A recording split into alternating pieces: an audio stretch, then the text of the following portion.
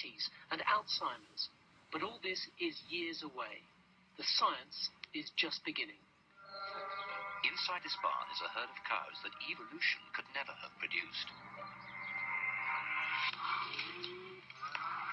What a sight! Every animal here is a clone. They're all genetic copies of just two original cows created in the lab. They were created by genetic engineering in the hope of saving human life. Hey! Antibodies are produced by our bodies to fight disease. They can destroy lethal infections like SARS and poisons like botulism, but no one has found a way to mass produce them until now. Dr. Robles' calves are worth up to $500,000 each. They have human DNA inside them. Their future is to be milked for their blood. This is the world's first antibody extraction parlor.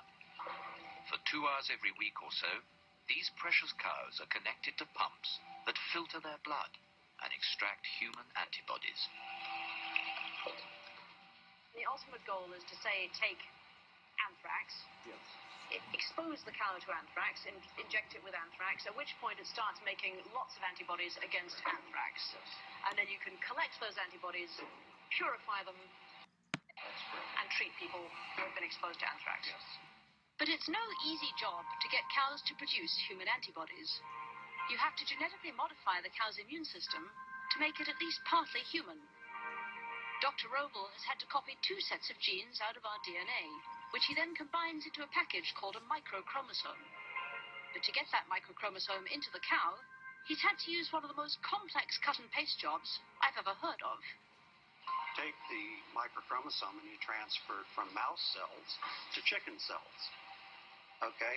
And this is a specific chicken cell line that allows you to cut and paste chromosomes.